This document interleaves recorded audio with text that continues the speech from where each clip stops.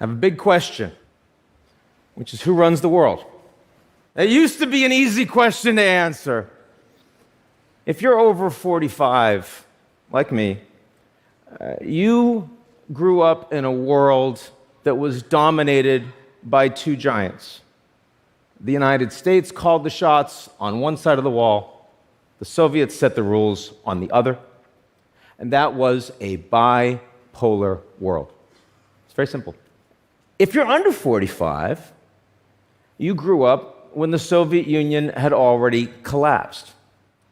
And that left the United States as the sole superpower, dominating global institutions and also exerting raw power.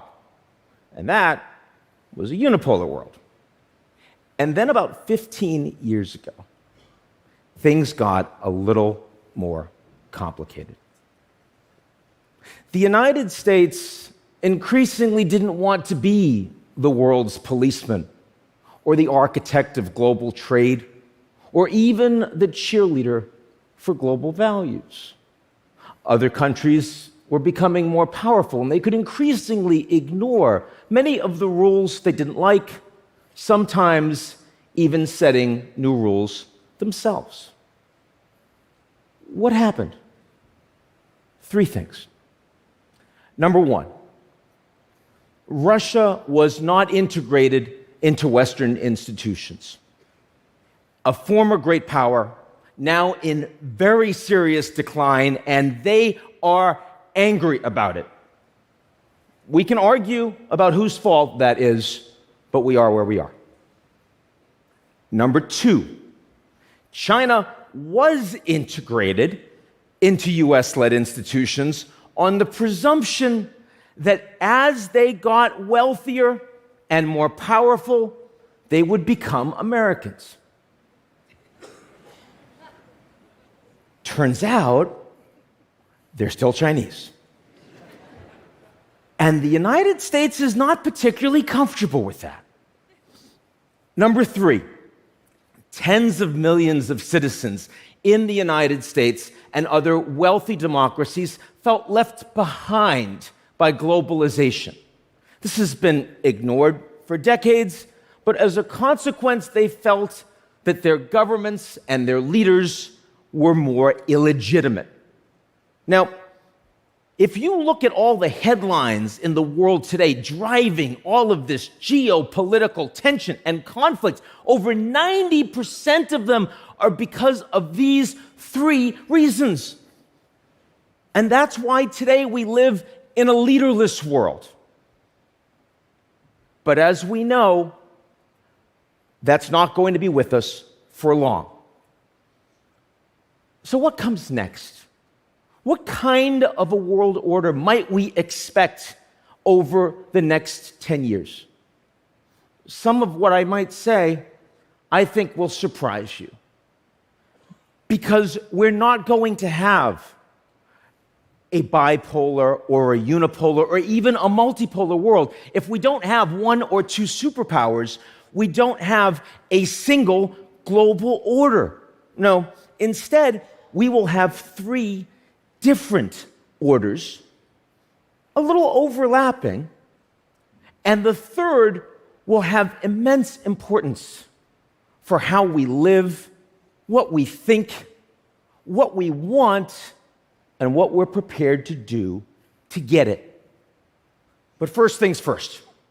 Today, we have a global security order. And as you see from the map, the United States and its allies are the most powerful players on it.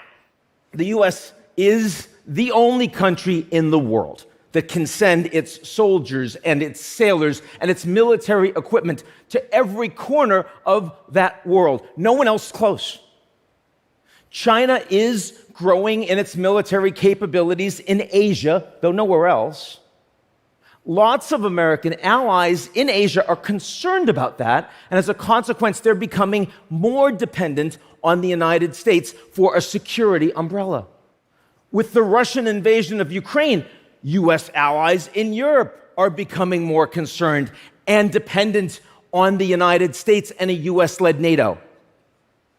The Russian military, of course, has been a greater global concern, much less so today, especially as they've lost over 200,000 troops and all of that equipment, and with sanctions making it extremely hard for them to rebuild. Now, Russia and China and others have nuclear weapons, but thank God it is still suicide to use them. And as a consequence, our security order is a unipolar order, and it is likely to remain so for the next decade. Now, at the same time that there's a security order, there's also a global economic order. And here, power is shared. The United States is still a very robust global economy, but the US can't use its dominant position militarily to tell other countries what to do economically. The United States and China are enormously economically interdependent, and so they can't control each other. You may be surprised to hear this, but today, US-China trade relations are actually at their highest level in history. Now, other countries in the world, a lot of them want access to US military muscle, but they also want access to the Chinese market, soon, by 2030, likely to be the largest in the world. And you can't very well have a Cold War if the US and the Chinese are the only two that are prepared to fight it. Yes? Yes. So, the European Union has the largest common market, and they set the rules, and if you want to do profitable business there, you listen to those rules. India is playing a greater role economically on the global stage. Japan still matters too. And over the next 10 years, there will be a rise and fall of the relative capacities of these economies. But the global economic order is and will remain a multipolar order. Now, between these two orders are tensions, because the United States will use its power in national security to try to bring more of the world's economies towards it. And we already see this starting to happen in semiconductors and in critical minerals, and maybe soon in TikTok. The Chinese are trying to use their dominant commercial position to align more of the world diplomatically. And Japan and Europe and India and everyone else will do their damnedest to ensure that neither of these two orders dominate the other, and they will mostly succeed. Now, so far, I have spoken with you about the two world orders we already see. But there's a third that is coming soon that's even more important, and that is the digital order. And the digital order is not run by governments, but by technology companies. We all know how much military support NATO countries have provided Ukraine during the war. But it's technology companies that provided the tools allowing Ukraine to defend itself from Russian cyber attack. It's technology companies that gave the Ukrainian leaders the ability to speak with their generals and their soldiers on the front lines. If it wasn't for those technology companies, Ukraine would have been fully offline within weeks of the war, and I don't believe President Zelensky would still be there today. Technology companies determine whether Donald Trump is able, in real time and without filter, to speak with hundreds of millions of people as he runs again for the presidency.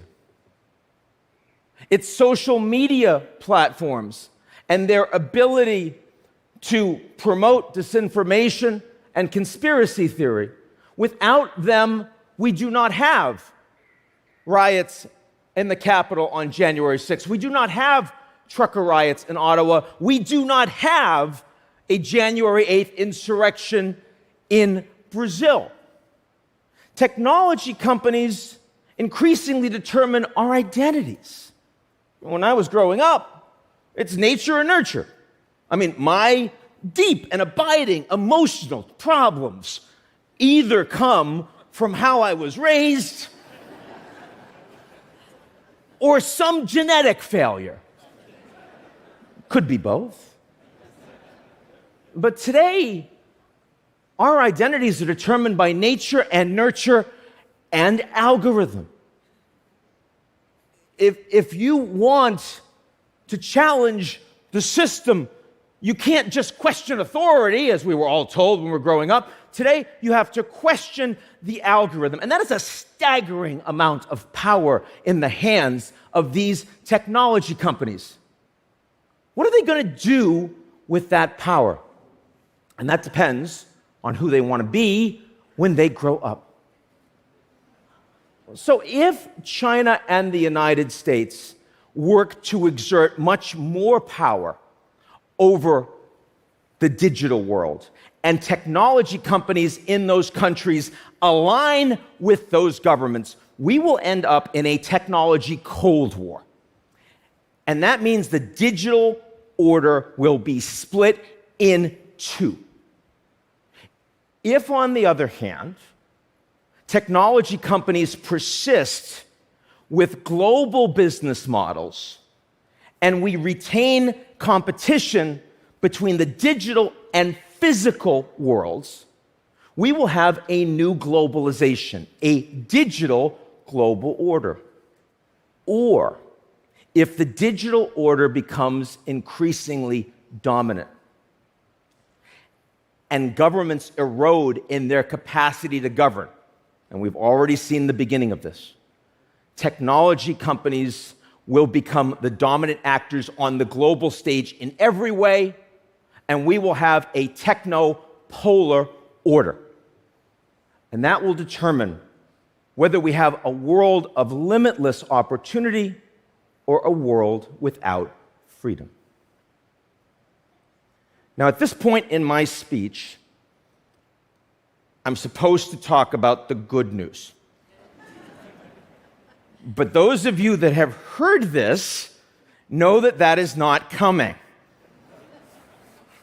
There is no pause button on these explosive and disruptive technologies. I don't know if you know this, there are over 100 people in the world today with the knowledge and the technology to create a new smallpox virus.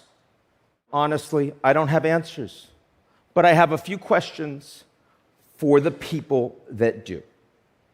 Because these technology companies are not just Fortune 50 and 100 actors. These technology titans are not just men worth $50 or $100 billion or more. They are increasingly the most powerful people on the planet with influence over our futures. And we need to know, are they going to act accountably as they release new and powerful artificial intelligence?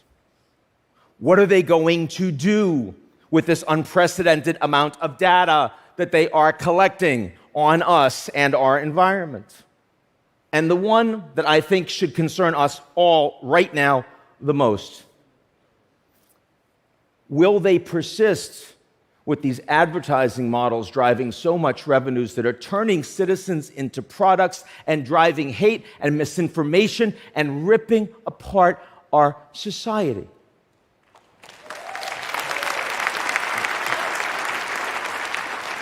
When I was a student back in 1989 and the wall fell, the United States was the principal exporter of democracy in the world.